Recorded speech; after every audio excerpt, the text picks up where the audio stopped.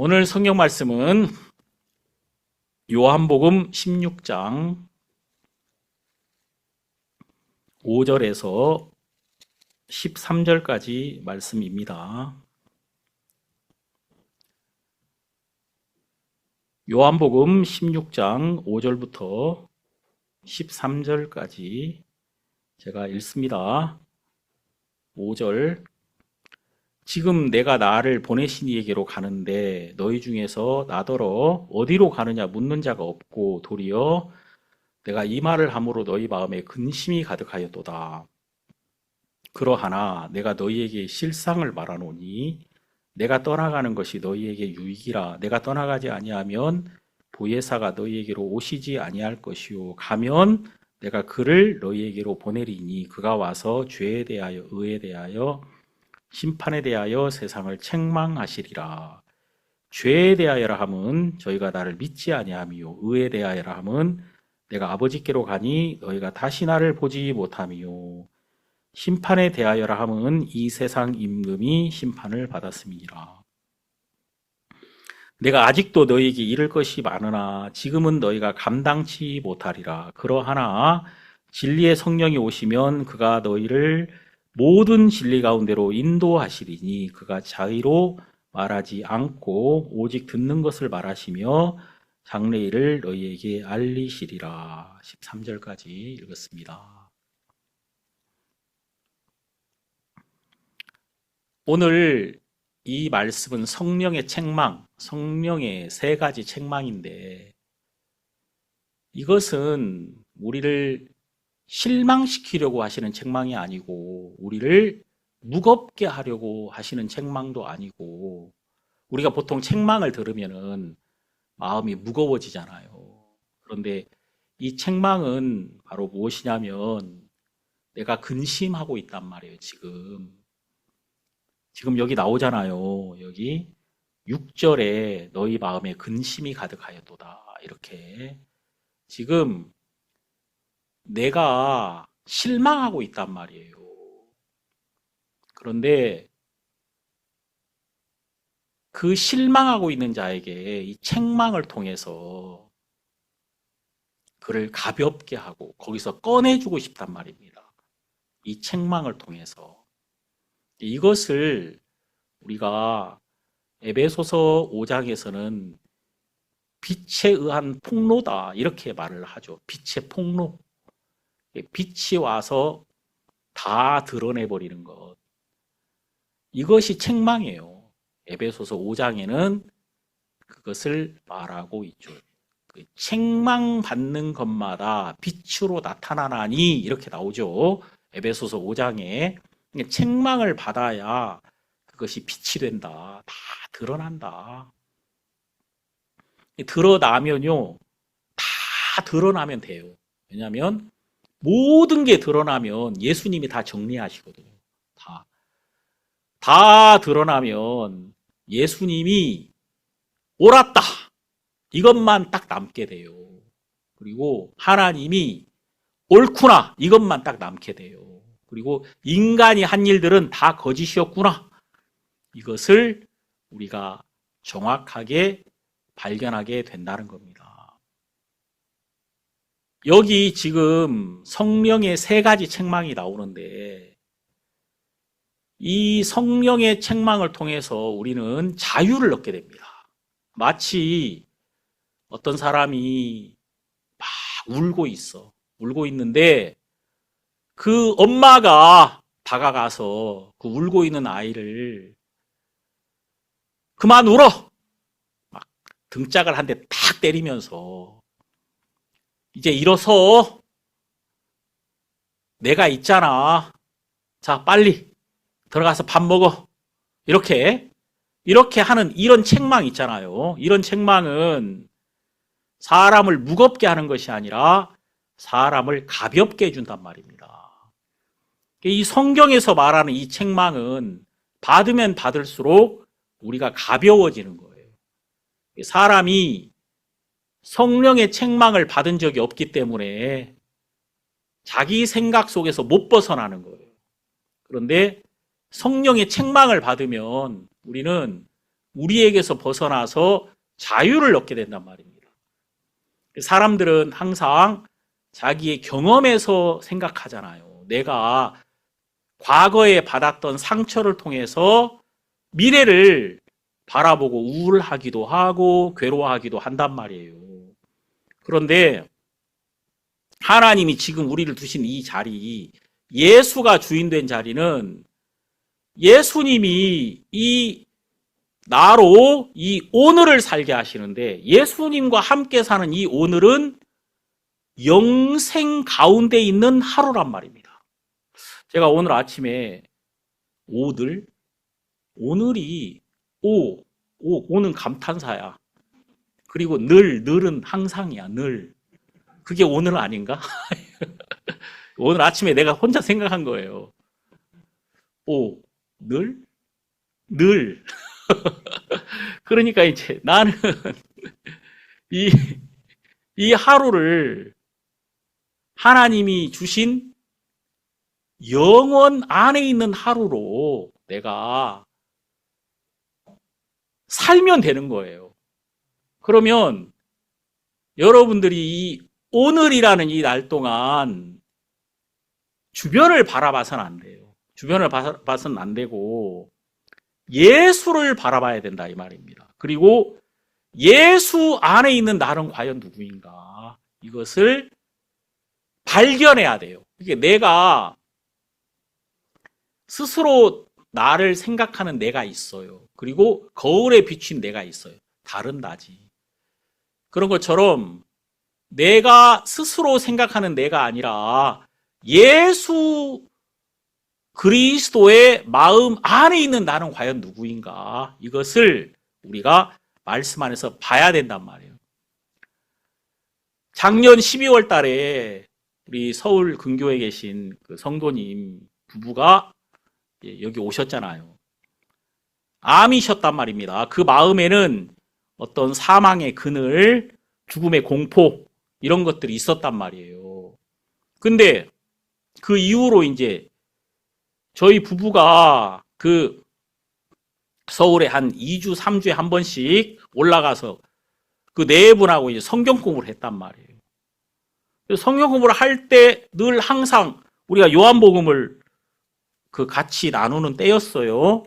근데 항상 하나님의 말씀으로 그분들에게 하실 말씀을 주시는 거예요. 근데 제가 진짜 깜짝 놀란 것은 항상, 왜냐하면 하나님이 오늘 주신 그 마음을 그분에게 주고 싶은 거예요. 왜냐하면 이게 능력이 되는 거니까. 오늘, 지금 하나님이 내가 이분을 만나러 가는데 지금 나에게 주시는 하나님의 말씀이 있을 거 아닙니까? 그걸 나도 얻고 싶고 또 내가 이것을 그분에게 줘야 또 말하는 나도 힘이 있고 받는 그분도 위로가 될 거 아니겠습니까? 그리고 또 말씀은 말씀대로 되는 거니까 이분이 이 말씀을 통해서 살아나겠다. 근데 진짜 신기한 게 뭐냐면은 제가 말씀을 생각하고 마음에 기억하고 가면 거기 그분이 꼭 그걸 저한테 물어보는 거예요. 물어보시고 또 말씀을 드러낼 수 있는 계기가 되고. 그래서 이제 뭐 제가 지난번에도 한 말씀드렸습니다만 그날 이제 우리가 서울에 가는데 설날 바로 다음 날이에요. 다음 날. 설날 다음 날은 차가 막힌단 말이에요. 갈 때 제 아내가 차가 좀 막힐 거야. 아마 좀 막힐 거야. 좀 일찍 나가야 되지 않나? 차가 막히는 게 또 당연한 거 아닙니까? 설날 다음 날 서울로 올라가는데. 대한민국 사람이라면 상식이죠. 예? 근데 제가 그날 아침에 그것도 오전 9시, 10시 출발했단 말이에요. 오전 9시, 10시.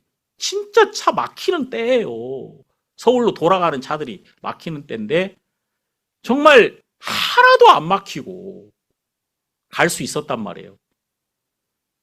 홍해의 기적이 따로 있나? 이런 게 홍해의 기적이지. 근데 딱 보니까 제 아내가 이제 그 고속도로 그 상황을 딱 보니까 신기하게 우리 뒤로만 빨간 줄이 쫙 되는 거야. 우리가 이제 우리 앞으로는 괜찮고 우리가 막 그 통과한 그 자리서부터 계속 뒤에가 빨간색으로 쫙 변하는 거예요. 와, 진짜 할렐루야. 정말 감사합니다. 그렇게 해서 우리는 안 막히고 남이 막히니까 감사하다는 게 아니고 어쨌든 하여튼 잘 갈 수 있도록 하나님이 그날 이제 그 교제를 하는데 하나님이 또 그날 좋은 교제를 주시더라고요. 복음도 전하고. 하여튼 그 성도님이 이렇게 말씀을 듣고 나면 저한테 꼭 뭐라고 하시냐면은, 목사님, 진짜 성경 학교를 하나 만들어야 될 것 같다고. 그래서 이 성경 이거 가르쳐야 된다고 그런 말씀도 하시고. 다 말이 씨가 되는 거 아닙니까? 자꾸 말하다 보면 또 말한 게 되죠. 근데 그날 이렇게 내려오는데 제 아내가 저한테 뭐라 하냐면, 당신이 지금 약속한 이 시간이 너무 차도 많이 막히는 시간이고 이 합당하지 않은 거 아닌가, 이런 마음 좀 있었다는 거예요, 마음속에. 근데 이렇게 가며 오며 모든 시간이 너무 아름답고 너무 복됐단 말이에요. 그래서 내려올 때 정말 하나님이 오늘 우리에게 기쁜, 감사한 이 마음을 주셨다고, 그러면서 내려올 때 너무 기쁘고 감사하게 내려올 수 있었단 말이에요. 제가 이렇게 생각할 때 항상 우리에게 하나님이 하시는 일을 보이시고 우리 마음 안에 말씀이 와서 그 말씀이 하나님의 마음이라는 것, 나를 향한 하나님의 마음이라는 것을 우리가 발견하게 되면서 나는 새 힘을 얻게 된단 말입니다. 거기에서 완전히 그 새로운 힘을 내가 내 삶에서 가지게 된단 말이에요. 너무 감사하잖아요. 모든 부분이 다 그런 거예요. 모든 부분이 정말. 제가 어제 저녁 때쯤 비가 오는 걸 보면서 참 하나님은 우리가 뭔데 우리한테 좀 꽃구경을 시켜주려고 이렇게 비를 늦게 주셔가지고 끝까지 막 꽃을 이렇게 붙어있게 하셔가지고 이제 저녁 때쯤 비가 와가지고 또 꽃이 쫙 떨어지더라고요. 참. 그 하나님께 너무 기분 좋았습니다. 어쨌든 이런 하나님이 계시고 또 우리가 이 말씀 안에서 서로 교제할 수 있다는 게 너무 감사하잖아요. 우리가 지난 새벽에 나눴던 말씀 중에 사무엘상 15장에 사울이 버려지거든요. 사울이 아말렉을 진멸하라 그랬는데 진멸하지 않으므로 하나님이 내가 사울을 버렸다 이렇게 말합니다. 사무엘이 막 울고 있으니까 하나님이 사무엘에게 내가 이미 사울을 버려 왕이 되지 못하게 하였거늘 어느 때까지 사울로 인하여 슬퍼하겠느냐, 그러면서 이제 너는 뿔에 기름을 담아서 베들레헴의 이새에게로 가라. 내가 그 집 아들에게 내가 기름을 부어서 한 왕을 세우겠다. 이렇게 말씀하시더라고요. 사무엘이 이제 눈물을 그치고 기름을 가지고 갑니다.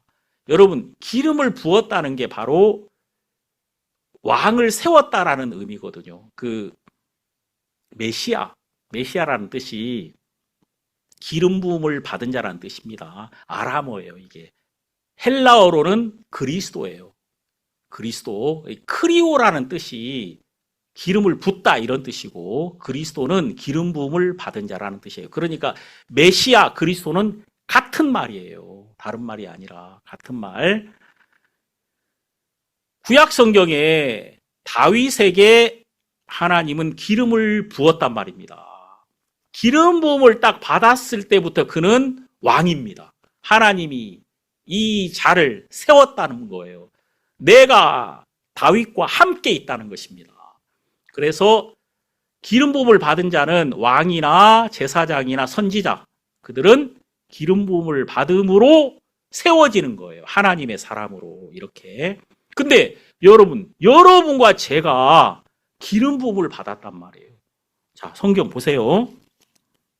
고린도 후서 1장을 보면은 이렇게 나오죠. 고린도 후서 1장 21절. 우리를 너희와 함께 그리스도 안에서 경고케 하시고 우리에게 기름을 부으신 이는 하나님이시니. 자, 여러분과 저에게 뭘 부었다고요? 기름을 부었다, 그 말입니다. 다윗에게 기름을 부은 것처럼 여러분과 저에게 기름을 부었단 말이에요. 기름을 부었다는 이 의미는 뭐냐? 22절 나옵니다. 저가 또한 우리에게 인치시고 보증으로 성령을 우리 마음에 주셨느니라. 여러분과 저에게 성령을 주셨다는 것이 바로 기름을 부었다는 이야기예요. 다윗에게 기름을 붓는 그 순간부터 다윗은 하나님의 사람인 거예요. 하나님은 기름 부은 자와 함께 하시고 이제 다윗을 통해서 일을 합니다. 사울은 왕이었지만 그가 범죄하였을 때 그의 기름 부음이 떠나버렸단 말입니다. 하나님이 그를 떠나버린 거예요. 그리고 다윗에게 하나님이 함께 하셨습니다. 사울에게 하나님의 신이 떠난 그때부터 사울은 악신에게 잡히더라고요. 악한 영에게. 그리고 사울이 발작을 하는 거예요. 그때 신기한 것은 다윗이 수금을 잘 켰단 말이에요. 수금과 비파를, 악기 연주를 잘했나 봐요. 수금과 비파를 켤 때 사울에게 임한 악신이 잠잠해지더라. 그러니까 사울이 평안을 찾았단 말이에요. 이 다윗의 연주를 통해서. 그래서 이제 성경에 보면은 다윗이 수금아 비파야 깰지어다. 내가 새벽을 깨우리로다. 이런 아주 유명한 시를 남기기도 했죠. 수금아 비파야 깰지어다. 내가 새벽을 깨우리로다. 그러니까 수금을 깬다는 말은 내가 이 악기로 하나님을 찬양하겠다는 거야. 내가 이 하나님을 찬양하면 새벽이 열릴 것이다, 그 말이에요.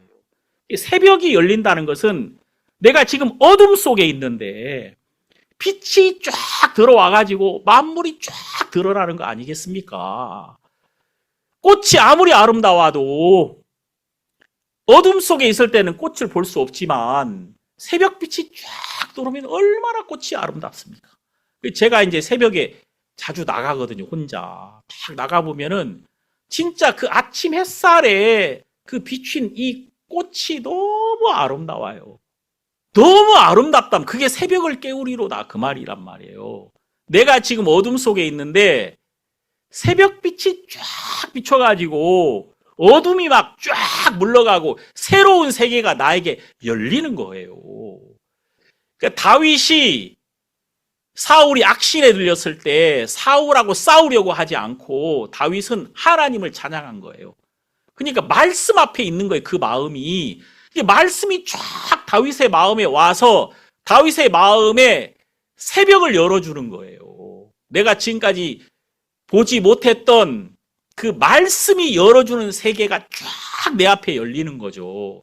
그것을 보는 동안에 하나님이 사울을 잠잠케 해주시는 거예요. 그러니까 내가 이 세상을 변화시키려고 내가 뭘 해보려고 하는 것이 아니라 내 마음에 어둠이 물러가고 말씀의 빛이 와서 말씀이 열어주는 세계가 내 마음에 있으면 되는 거예요. 그러면은 하나님이 그때부터 그 빛 가운데서 일을 하실 수밖에 없다는 거예요. 그래서 여러분, 우리 인간에게 있어서 가장 중요한 것은 하나님이 나에게 개인적으로 말씀하시고 그 말씀이 나에게 와서 나를 이끌어주는 것입니다. 제가 지난주에도 한 말씀 드렸죠. 요한복음에 있는 태초에 말씀이 계시니라, 그 말씀은 그 말씀이거든요. 우리 한국 성경에는 그 자가 빠져 있어요. 그 자가. 근데 그 말씀, 그러니까 왜 그라는 정관사를 이 헬라어에 다 썼느냐면 그 말씀, 그 하나님, 이렇게 그 정관사가 왜 꼭 거기에 붙어 있느냐면은 구약 성경 이 전체가 다 예수님에 대한 이야기거든요. 근데 이게 예수님에 대한 이야기라는 게 안 보여요. 오늘날 많은 이스라엘 사람들 성경을 달달 외우는데도 이 안에서 예수를 못 보고 있단 말입니다. 근데 바울은 어느 날 이 성경 안에서 예수를 본 거예요, 바울이. 그래서 딱 봐서 이 말씀 안에서 예수님이 정확하게 보이니까 그 말씀이라고 한 거예요. 이 말씀은 그 말씀이야. 이 말씀은 그 말씀이야. 하나님께서 나에게 예수님으로 주신 말씀이야. 이렇게. 그래서 이제 그 말씀, 호로고스. 이렇게 성경에서 나타나져 있는 거죠. 그러니까 예수님이 제자들에게 하신 것도 딱 하나예요. 예수님 부활하셔가지고 엠마오 마을로 가는 제자에게 나타나셔서 예수님이 하신 일이 구약 성경을 일일이 막 말씀하시면서 이게 나에 대한 이야기야, 이게 나에 대한 이야기야, 이것을 설명하셨다는 것입니다. 똑같아요. 우리가 오늘날 이 성경을 보면서 이 말씀이 나에 대해서 말씀하고 있어. 이 성경이 지금 다른 사람 얘기가 아니라, 이게 베드로에게 한 이야기가 아니라 이게 나에게 하나님이 말씀하신 거야. 이렇게 내 마음에 오는 거야. 그러면은 여러분은 가장 복된 사람이에요. 제가 엊그제 교회에서 기도를 했습니다. 기도를 하는데 베드로의 말이 생각나는 거예요. 베드로가 뭐라고 말하냐면은 저는 주를 버리지 않을 겁니다. 저는 주를 위하여 목숨을 버리겠나이다. 이렇게 말을 했습니다. 요한복음 나오죠. 13장 37절에. 주를 위하여 내 목숨을 버리겠나이다. 이렇게 말을 하더라고요. 그러니까 예수님이 38절에 네가 나를 위하여 네 목숨을 버리겠느냐? 이렇게 말하잖아요. 그러니까 지금 예수님은 베드로에게 예수의 생명을 주러 왔단 말입니다. 요한복음 14장 6절에 보면은 내가 길이요 진리요 생명이다. 내가 생명이라는 거예요. 내가 너에게 생명을 주러 왔다는 겁니다. 그런데 베드로가 예수님에게 자기 생명을 주겠다는 거예요. 예수님에게. 예? 베드로는 예수님에게 줄 생명이 없단 말이에요. 베드로는 없는 자예요. 근데 자기가 마치 예수를 위해서 무언가 일할 수 있는 자라고 지금 이야기하고 있는 거예요. 내 목숨을 버리겠다고. 예수님이 어이없잖아요. 네가 목숨을 버리겠느냐? 네가 나를 3번 부인하리라. 넌 나를 부인할 수밖에 없어. 너에게는 없어. 믿음도 없고 생명도 없단 말이에요. 그러나 걱정하지 마. 요한복음 14장 1절 너희는 마음에 근심하지 말라. 하나님을 믿으니 또 나를 믿어라. 너는 나를 부인할 거야. 넌 도망갈 거야. 너는 그럴 수밖에 없어. 너는 믿음이 없어. 너는 생명이 없어. 하지만 걱정하지 마. 나를 믿어. 왜? 내가 너를 놓지 않을 거거든. 내가 너에게 생명을 줄 거거든. 내가 너에게 빛이 될 거거든. 너는 이미 내 안에 있어. 내가 너를 잡았어. 이렇게 요한복음은 우리에게 말씀하고 있다는 거예요. 그래서 우리가 이제 성경을 통해서 예수님의 말씀을 듣고 보면 말씀은 빛이 돼가지고 나를 드러내주는 거예요. 내가 진짜 믿음이 없다는 것, 내가 정말 죄밖에 없다는 사실을 드러내주는 거예요. 자, 오늘 우리가 요한복음 16장을 봤는데 여기 보면은 7절 보세요. 그러하나 내가 너희에게 실상을 말하노니 내가 떠나가는 것이 너희에게 유익이라. 자, 지금 제자들은 예수님이 막 떠나간다고 하니까, 간다고 하니까 왜 자꾸 간다고 하십니까? 정말 우울하네. 그러면서 이제 마음에 근심이 있었단 말이에요. 근데 예수님이 내가 떠나가는 것이 너에게 유익이야. 7절. 내가 떠나가는 것이 너희에게 유익이라. 내가 떠나가지 아니하면 보혜사가 너희에게로 오시지 아니할 것이요. 가면 내가 그를 너희에게로 보내리니. 자, 내가 가야만 보혜사가 너희에게 올 수 있어. 여러분, 이 성경에서 요한복음에서 특별히 내가 간다라는 표현은 내가 죽는다라는 표현입니다. 내가 간다, 아버지께. 이 말은 내가 이 땅에서 나의 일을 다 이루고 지금 아버지께로 간단 말이에요. 예수님이 이 땅에 오신 목적은 십자가에 못 박히시는 것이거든요. 예? 내가 간다 이 말은 내가 죽는다는 말이에요. 자, 우리 성경 그 앞에 제가 지난주에도 설명드렸지만 한 번 더 본다면 요한복음 14장 12절 내가 진실로 진실로 너희에게 이르노니 나를 믿는 자는 나의 하는 일을 저도 할 것이요 또한 이보다 큰 것도 하리니 이는 내가 아버지께로 감이니라 그랬죠. 자, 너희가 나와 같이 일할 거야. 내가 하는 일을 너희도 똑같이 해. 아니, 세상에 예수님하고 같이 일한다고? 예수님 같은 일을 한다고? 예, 예수님 같은 일을 합니다. 그뿐만 아니라 여기 이보다 큰 것도 하리라. 이보다 큰 것이 뭐예요, 여러분? 이보다 큰 것은요, 땅 끝까지 가는 거예요. 땅 끝까지 가는 것. 이것은 예수님이 하시지 못한 일이란 말입니다. 이제 우리는 예수로 말미암아 땅 끝까지 갈 거란 말이에요. 이 생명을 퍼뜨리는 일들, 이것을 너희가 하게 될 거야. 너희가 이것을 할 수 있는 이유는 12절, 이는 내가 아버지께로 감이니라. 그러니까 너희가 나보다 큰 일도 할 수 있는 이유는 내가 아버지께로 감이니라. 아버지께로 간다는 게 뭐라고요?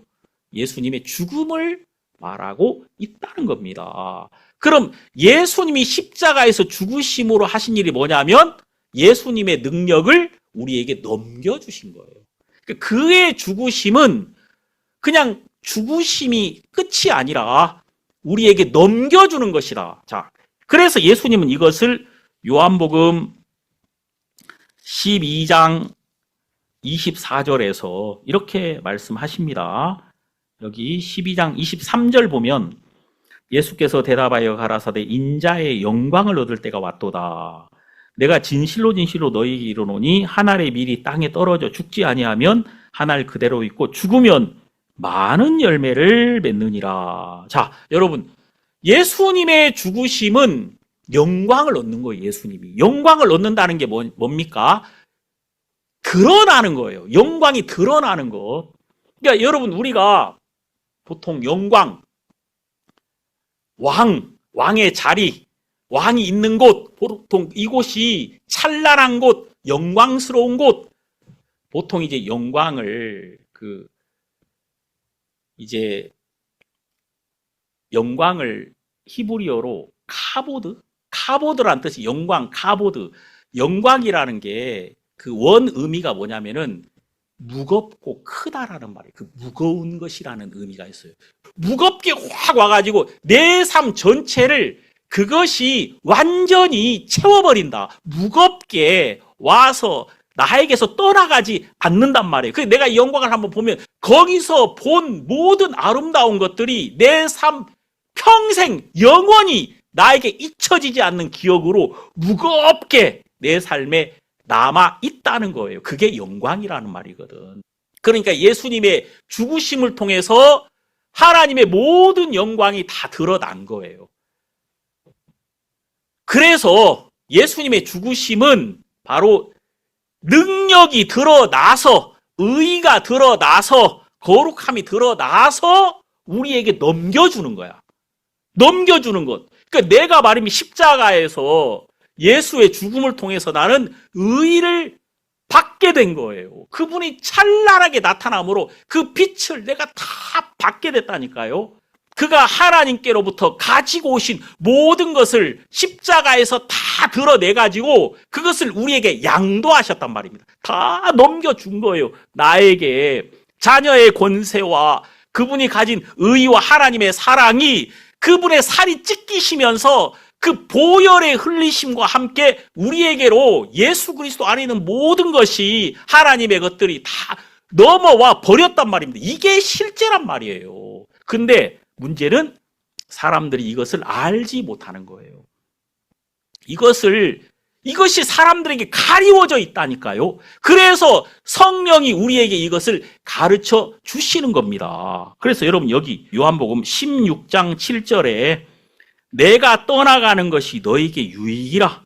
내가 죽는 것이 너희에게 유익이라는 거예요. 너희가 지금 근심하고 있어. 너희는 껍데기밖에 못 보니까. 그러나 너희가 생각하는 죽음, 그것은 끝이지만 내가 십자가에서 맞이하는 이 죽음은 모든 능력이 너희에게 넘어가는 거야. 그리고 이제 나는 가지만 성령이 너에게 오셔서 지금 나는 너희 밖에 있지만 내가 십자가에 못 박히면 나는 너희 안에 있을 거야. 영으로 너희 안에 와서 내가 너희 안에서 영원히 함께해서 너희들은 나로 말미암아 사는 그런 지금까지는 한 번도 이 땅에 나타나지 않았던 새로운 세계가 열리게 되는 거야. 다윗이 그 성령의 충만함을 받았던 것처럼 여러분, 사울은 분명히 하나님의 영이 왔는데 범죄했을 때 떠나버렸어요. 우리에게 하나님의 영이 오면 우리가 잘못하면 떠나버리면 사울하고 똑같은 거지. 근데 그런 게 아니라 우리에게 한 번 임하면 그 영이 결코 우리를 떠나지 않는 우리의 행위와 상관없이 영원히 우리 안에서 우리를 복되게 하는 그 아버지의 영이 우리에게 오셔서 새로운 시대가 열리게 될 것이다. 내가 가면 그렇게 될 거다 이 말이에요. 자, 여기 8절 요한복음 16장 8절 그가 와서 죄에 대하여 의에 대하여 심판에 대하여 세상을 책망하시리라. 자, 세 가지를 드러내신다 그 말입니다. 세 가지를 깨우쳐 주실 거야. 성령이 오시면 이 세 가지를 깨우쳐 주십니다. 예수님에게 배운 사람은 꼭 이 세 가지가 있어요. 그 안에. 예수님에게 배운 이 세 가지가 그 마음 안에 있단 말입니다. 첫 번째가 뭐냐면 9절 죄에 대하여라 하면 저희가 나를 믿지 아니하며 죄에 대하여 성령이 여러분에게 가르쳐 주시는데 죄라는 게 뭐냐? 그것은 믿지 않는 것이다 그 말입니다. 죄는 살인이나 간음이나 나쁜 짓을 하는 것이 죄가 아니라 진짜 나쁜 것은 예수를 믿지 않는 거예요. 믿지 않는 것이 죄다.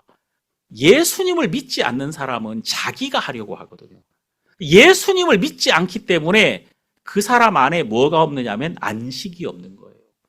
믿음은 우리에게 안식을 줍니다. 그런데 믿지 않으면은 그 사람 마음에 안식이 없어요. 쉼이 없단 말이에요. 예를 들어서 여러분들이 하나님이 나를 이곳에 보내셨구나. 이 교회가 하나님이 나를 있게 하신 교회구나.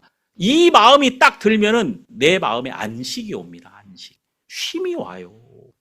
그래서 무엇을 해도 내가 감사하고 내 삶에 어떤 일이 부딪혀도 하나님이 나를 심으신 이 안에서 나를 복되게 하시겠다는 그런 마음이 있어요. 마음 안에. 근데 믿음이 없는 사람은 안식이 없어요. 그 대신 뭐가 있죠? 두려움이 있어요. 믿음이 없으면 두렵단 말입니다. 예수에 의하여 인도를 받는 것이 아니라 내가 내 길을 개척해 나가야 되니까 그 마음에 두려움이 벗어나지를 못하는 거예요. 두려움에서 못 벗어나요, 그 사람이.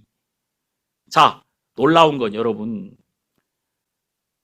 여러분이 예수님을 믿을 때 가장 첫 번째로 알아야 되는 것은 여러분에게는 믿음이 없다는 거예요. 나에게 믿음이 없다는 것을 먼저 알아야 돼요. 그리고 누구에게 믿음이 있어요? 이 믿음은 예수 안에 있는 거예요. 예수님이 믿음을 가지고 있어요. 자, 우리 성경 디모데후서 3장 15절을 보면 이렇게 나오거든요.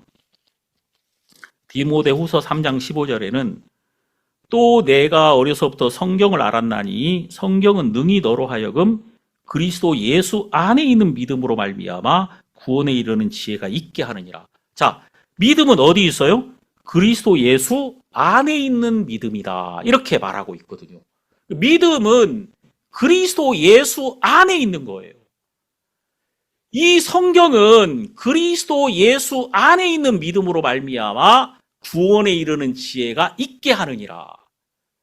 원래 감리교 창시자인 잔 웨슬레라는 사람의 간증을 읽어보면 이걸 발견했다는 거 아닙니까? 이 웨슬레는 정말 종교적으로 열심히 있는 사람이에요. 그래서 정말 하나님을 찾으려고 그렇게 애를 쓰고 노력했는데 항상 내가 원하는 만큼 내가 도달하지 않는 거예요. 근데 그가 모든 힘이 다 빠져서 이 미국에 가서 선교도 실패하고 그가 돌아왔습니다. 이제 그는 목사였는데 자기가 할 수 있는 일이 아무것도 없어. 하나님하고 자기가 일을 하면 할수록 점점 멀어져만 갔단 말입니다. 그 모든 힘을 다 잃어버리고 그가 덜썩 주저앉았어. 1738년 5월 24일 저녁 8시경인데 작은 예배당, 거기에 그 뒤에 덜썩 주저앉아 있었다는 거 아닙니까? 진짜 아무것도 할 수 없는 사람이 돼서 그때 그 마음속에 이 말씀이 하나 왔다는 거예요. 이 말씀, 그리스도 예수 안에 있는 믿음. 내가 믿는 것이 아니라 그리스도 예수 안에 있는 믿음으로 나는 이미 건져졌다는 마음이 그냥 그 안에 들어왔다는 거예요. 그러니까 내가 무너지니까 밀려오는 거지, 밀려와. 그러니까 여러분, 뚝이 무너지면 막 바닷물이 밀려오잖아요. 내가 탁 무너지면은 나를 향한 하나님의 사랑, 그 사랑이 나에게 밀려 들어오는 거예요. 아, 그리스도 안에 나를 구원할 믿음이 이미 있었구나. 예수님이 십자가에 못 박히실 때 그분 안에 이미 믿음이 있었다는 거예요. 나를 구원하실 믿음이. 그리고 그분이 십자가에서 다 이루었다고 하실 때 나의 죄는 거기에서 이미 씻어졌고 나는 이미 건져졌다는 마음이 그냥 자기에게 밀려 들어오더라는 거예요. 갑자기 그가 죄에서 해방됐다는 거예요. 저녁에 집에 왔는데 마귀가 그러더래. 너 이거 오래 못 가. 저녁에 요한 웨슬레한테 마귀가 그러더래요. 너 이거 오래 못 가. 너 내일 아침에 눈 떠보면은 또 별거 아닐 거야. 이렇게 마귀가 이야기하더라는 거지. 근데 그때 그가 사탄아 물러가라. 예수님이 일하신 거야. 이것은 내가 이렇게 한 게 아니라 예수님이 하신 거야. 그래서 나는 변하겠지 내일 아침에. 하지만 나를 위해서 하신 이 예수님의 이 공로는, 보혈의 능력은 안 변해. 그렇게 됐다는 거 아닙니까? 1738년 5월 24일. 그리스도 안에 있는 믿음이 나를 건져냈다는 사실을 정확하게 발견하게 된 거예요. 요한복음 16장 9절, 죄에 대하여라 함은 저희가 나를 믿지 아니하며 믿지 않는 것이 죄였다. 그렇다면 이 믿음의 시작은 그리스도에게서 시작된 것이다. 그래서 히브리서 12장 2절에 믿음의 주요 또 온전케 하시는 이인 예수를 바라보자. 거기 새 번역 성경에는 믿음의 창시자요 믿음의 완성자인 예수를 바라보자. 예수님은 믿음의 시작이시며 믿음을 완성하신 분이다. 믿음은 예수 안에 있었다는 거예요. 그래서 예수 그리스도 안에 나를 구원하실 믿음이 있었고 내가 말씀을 통해서 그분 안에 내가 있었다는 사실을 발견할 때 내 안에 소망이 생기는 거예요. 아, 그분 안에서 나는 건져졌구나 라는 걸 알 때 내 안에 그분의 마음이 들어와서 그분을 사랑하는 마음이, 그분을 믿는 마음이 내 안에 일어나기 시작한다는 것입니다. 그것이 믿음으로 믿음에 이르게 하나니 그 말이거든. 믿음으로 믿음에 이르게 한다. 예수의 믿음이 와서 내 안에서 믿음을 일으킨다는 거예요. 그래서 여러분, 여기 죄는 다른 것이 아니라 이 예수를 믿지 않은 것, 내가 해보려고 한 것, 이게 죄였단 말입니다. 이것을 우리가 성령의 책망을 통해서 정확하게 알게 되고 이것이 말씀을 통해서 보여준 순간 나는 죄에서 벗어나는 거예요. 해방이 오는 거지, 내 마음 안에. 자, 10절을 보면 의에 대하여라 하면 내가 아버지께로 가니 너희가 다시 나를 보지 못하미요. 자, 여러분, 의에 대해서 책망한다는 거예요. 의에 대하여 책망을 하신다는 것은 내가 아버지께로 가니 너희가 다시 나를 보지 못하며, 제가 계속 말씀드렸어요. 내가 아버지께로 간다는 것은 예수님의 죽음을 말하고 있다. 다시 나를 보지 못한다는 것은 완성입니다. 완성. 예수님이 나의 의를 온전히 이루어 버리셨기 때문에 나는 그 의로 말미암아 자유를 누리는 것입니다. 성경을 보면 마태복음 3장에 이렇게 나와요. 한번 보십시다. 세례 요한이 예수님에게 세례를 주는 장면에서 예수님이 왜 세례 요한에게 세례를 받아야만 했느냐? 예수님이 직접 설명하십니다. 마태복음 3장 14절. 요한이 말려 가로되 내가 당신에게 세례를 받아야 할 터인데 당신이 내게로 오시나이까? 예수께서 대답하여 가라사대 이제 허락하라. 우리가 이와 같이 하여 모든 의를 이루는 것이 합당하니라. 자, 여러분, 예수님이 요한에게 세례를 받아야만 했던 이유는 모든 의를 이루기 위함입니다. 그럼 여러분, 왜 의가 필요하냐? 우리가 성경에 의라는 말이 진짜 많이 나오잖아요. 의인이다. 사람들은 그냥 의인이라는 게 뭔지도 몰라. 왜 이 의가 중요하냐면요, 여러분, 이 의는 이게 법정 용어예요. 내가 재판장 앞에 딱 서서 의롭다 하심을 받느냐 아니면 죄 정함을 받느냐에 따라서 내 인생은 완전히 달라집니다. 내가 그 법정에서 죄 정함을 받으면 나는 쇠고랑 차고 자유를 잃어버리고 나는 감옥에 가야 되는 것이고, 의롭다 하심을 받으면 모든 얼매인 데서 확 벗어난단 말입니다. 예, 확 벗어나는 거예요. 그러니까 우리가 요즘 보잖아요. 요즘 진짜 뛰어난 사람들이 판사 앞에 딱 서가지고 판사 앞에 유죄 판결을 받는 순간에 그냥 끝장나는 거예요. 그 사람은 판사 앞에 유죄 판결을 받는 순간에 그냥 대통령이고 뭐고 다 날아간단 말입니다. 그냥 쇠고랑 차고 감옥에 가야 되는 거예요. 여러분, 우리가 하나님 앞에 의롭다함을 받는다? 그것이 영생입니다, 여러분. 영생. 내가 하나님에게 죄 정함을 받으면요, 의롭다 하심을 받지 못하면 나는 자유를 잃어버리는 거예요. 내 모든 삶에서 자유가 온전히 빼앗겨서 자유 없이 나는 인생을 살아가야 돼요. 근데 하나님이 나를 의롭다고 하시는 그 순간에 나를 얽매인 모든 데서 내가 완전히 벗어나 버린다, 그 말입니다. 자, 로마서 8장 33절. 여기는 뭐라고 말씀하십니까? 누가 능히 하나님의 택하신 자들을 송사하리요? 의롭다 하신 이는 하나님이시니 누가 정죄하리요? 자, 의롭다 하신 이가 누구시라고요? 하나님이시다. 나에게 하나님이 나를 의롭다는 판정을 내가 정확하게 받았다.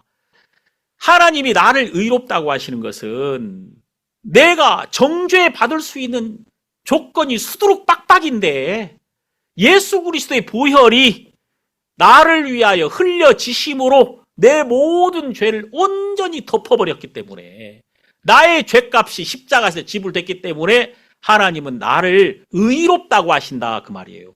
그럼 내가 이 의롭다는 판결을 받는 그 순간에 나는 자유로운 거예요. 자유로워. 하나님 앞에 당당히 설 수 있게 되며 하나님 안에 들어가서 하나님의 모든 걸 누릴 수 있는 자유가 내 삶에 주어졌단 말입니다. 나는 그 의를 힘입어 무엇이든지 구할 것이고 하나님은 나의 구하는 것을 무엇이든지 들으시며 나와 함께 하실 것이다, 그 말입니다. 그래서 바울은 이렇게 말했죠. 자, 성경 빌립보서 3장 9절에 보면은 그 안에서 발견되려 함이니 내가 가진 의는 율법에서 난 것이 아니요 오직 그리스도를 믿음으로 말미암은 것이니 곧 믿음으로 하나님께로서 난 의라. 나는 의를 가졌는데 하나님의 의를 가졌어. 다시 말해서 하나님께 의롭다 하심을 받았단 말이에요. 하나님께 의롭다 하심을 받은 자는 이 마음이 있어요. 나는 의를 가졌어. 하나님이 나를 의롭다고 했어.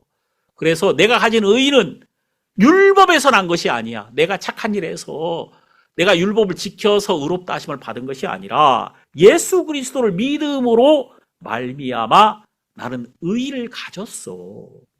여러분들에게 이 의가 있다면 여러분들은 정말 복된 사람이죠. 여러분들은 자유를 얻은 사람이다, 그 말입니다. 예, 자유를 가진 사람이다. 그래서 의에 대하여 책망을 받아본 적이 있는 사람은 그가 정확한 의를 발견하고 의를 가지고 하나님 앞에 자유를 누리게 된 사람이다 그 말입니다. 근데 이 책망을 받아본 적이 없는 사람은 항상 자기 의를 붙들고 자유 없이 살게 될 것이다. 자, 그 다음에 요한복음 16장 11절에 보면은 심판에 대하여라 함은 이 세상 임금이 심판을 받았음이니라. 자, 심판에 대하여 책망을 하신다. 심판에 대하여 드러내신다 그 말이에요. 성령이 오셔가지고 여기서 말한 이 세상 임금은 공중의 권세 잡은 자, 악한 마귀를 의미한단 말입니다. 우리는 오랫동안 죄의 권세 아래, 사단의 권세 아래 있었단 말이에요. 다시 말해서 왜 사람들이 두려워하느냐 하면은 죄 안에서 벗어나 본 적이 없기 때문에 항상 두려움 속에 있는 거예요. 근데 여러분, 이 세상 임금이 심판을 받았다는 말은 이 세상 왕이 끝났다는 거예요. 마귀가 끝났다는 겁니다. 어떤 왕 아래 있느냐에 따라서 두려움을 가지기도 하고 행복한 마음을 가지기도 하잖아요. 예? 어떤 왕 아래 있느냐. 우리가 분명히 알아야 되는 것은 한쪽이 끝나야 한쪽이 시작된다는 거예요. 적어도. 그죠? 그러면은 이 세상 임금이 심판을 받아버리면 이 세상 임금이 끝났다는 거 아닙니까? 그럼 누구 시대가 열린다는 거예요? 예수의 시대가 열린다는 것이다. 그 말입니다. 십자가에서 이루어진 일이에요. 십자가에서 예수님은 마귀를 이겼습니다. 자, 성경 골로새서는 이렇게 말씀하십니다. 제 2장 14절 우리를 거스리고 우리를 대적하는 의문에 쓴 증서를 도말하시고 제하여 버리사 십자가에 못 박으시고 정사와 권세를 벗어버려 밝히 드러내시고 십자가로 승리하셨느니라 그랬죠. 그러니까 십자가에 예수님이 못 박히셨다는 것은 바로 예수님이 마귀를 이기시고 승리하심으로 우리에게 새로운 시대를, 예수님이 왕이신 새로운 시대를 열어주셨다는 것을 말하고 있는 것이다. 그래서 여러분 십자가에서 지금 이 세 가지 일이 동시에 이루어진 거예요. 죄에 대하여, 의에 대하여, 심판에 대하여. 이 모든 것이 십자가에서 다 드러난 거예요. 십자가에서 죄가 끝나고 십자가에서 의가 드러나고 여러분과 저의 의가 명백하게 드러난 거예요. 그리고 십자가에서 마귀가 끝나고 그리고 하나님의 통치가 시작되고 죄가 끝났기 때문에 이제 하나님이 직접 다스리시는 그런 통치가 시작되었다 그 말입니다. 그러니까 죄와 의와 심판이 십자가에서 온전히 이루어졌고 드러났고 우리는 십자가에서 자유를 얻은 자가 되었다. 우리가 자유를 얻었다는 것은 예수가 주인 되어서 하나님이 통치하시는 이런 새로운 시대가 우리 안에서 시작이 되었다는 겁니다. 이게 얼마나 감사한 일입니까? 실제로 많은 사람들은요, 교회를 다닙니다. 하지만 진짜 여러분들이 새 시대를 사는 것처럼 살지는 않는단 말이에요. 저는 제가 여러분들에게 정말 이거 말씀드리고 싶거든요. 예수님이 이제 친히 나를 다스린다. 예수님이 직접 나를 담당하시고 나를 책임지시고 나의 왕으로서 일을 하기 시작하셨다. 그리고 내가 예수 안에서 견고하게 서는 것이 하나님의 가장 큰 영광이 되었다. 그 말입니다. 이걸 지금 요한복음은 계속해서 말하고 있는 거 아닙니까? 그래서 요한복음에서 내가 그 안에 그가 내 안에 있으면 이 사람은 과실을 많이 맺나니 예수님이 가장 하시고자 했던 일이 하나님이 영광을 받는 거예요. 하나님이. 그럼 하나님은 누구를 통해서 영광을 받느냐면 그의 백성을 통해서 영광을 받거든요. 그러면은 하나님이 그의 백성을 통해서 가장 존귀히 여김을 받고 가장 거룩히 여김을 받고 가장 영광을 받는 상태가 어느 상태냐면은 우리가 예수와 하나가 되어서 온전히 거룩하게 되고 온전히 의롭게 되고 하나님이 우리 보실 때 정말 기뻐하는 상태, 만족하는 상태, 그 상태가 하나님이 우리를 통해서 영광을 받으시는 그 상태란 말입니다. 이게 우리로서는 절대 안 돼요. 예수님이 십자가에서 이 일을 온전히 이루어 버리셨다. 그래서 여러분, 이 성경에 너희는 내가 일러준 말로 이미 깨끗하였으니 내 안에 거하라. 내가 너를 깨끗하게 했기 때문에 너희는 내 안에서 내가 이루어놓은 이 모든 것을 너희가 기억하고 내가 죽음으로 너희에게 아들의 권세와 의와 거룩함과 지혜와 나의 모든 것을 다 너희에게 넘겨주었으니 너희는 이제 아들로서 그리스도의 피를 힘입어 하나님 앞에 당당하게 아들처럼 그렇게 살라는 것입니다. 모든 것을 얻은 자처럼 상속받은 자처럼 살라는 것입니다. 항상 무엇인가 아쉬워가지고 주세요 주세요 하지 말고, 예? 주세요 주세요 언제까지? 그러니까 이 성경이 보면은 제가 말하잖아요. 도마가 예수님에게 와가지고 길 좀 가르쳐 주세요. 그래, 넌 이미 길 알고 있어. 길 다 가르쳐 줬잖아. 빌립이 와가지고 보여주세요. 보여줬잖아. 다 줬잖아. 그게 지금 이게 무슨 말이냐면은 예수님이 지금 제자들에게 난 니들이 너무 좋아. 난 너들하고 너무 친해. 다 줬지? 다 보여줬지? 그랬더니 제자들이 뭔 소리 하는 거예요? 난 별로 안 친한데. 이런 식으로 사람들이 산다는 거예요. 난 별로 안 친한데. 아니에요. 친하다니까. 저는 제가 요한복음 16장을 통해서 우리는 성령의 책망을 받게 된다. 그리고 성령의 책망을 받게 되면 우리는 의롭고 거룩하고 죄에 대해서 해방되어 있고 또 아버지의 모든 것을 상속받은 자가 되어서 아버지 안에서 당당하게 담대하게 우리는 하나님을 누리는 자로서 살게 될 것이다. 이것을 지금 말하고 있다는 겁니다. 실제로 성령이 우리에게 오셨잖아요. 기름 부음을 받은 거야. 예? 다윗이 그렇게 된 것처럼. 그리고 다윗에게 기름 부음이 왔고 그는 아무것도 아닌 자였지만 나중에 왕이 되더라고요. 그죠? 그는 아무것도 아닌 자 같지만 그가 이스라엘의 지도자가 되더라고요. 똑같습니다. 여러분과 제가 성령의 인치심을 받았고 지금 아무것도 아닌 자 같지만 결국 우리는 예수 그리스도 안에서 모든 것을 다스리는 자로 그렇게 살게 될 겁니다. 그래서 여러분들이 담대하라는 거예요. 하나님의 말씀 안에서. 이것을 우리가 요한복음 16장 안에서 발견하게 된다. 여러분들이 이 말씀을 깊이 생각하고 또 교제하고 또 선포하고 나누고 그런 여러분들이 되기를 바라겠습니다. 기도하겠습니다. 하나님 아버지 고맙습니다. 우리를 구원하시고 우리를 이끌어 주심에 감사합니다.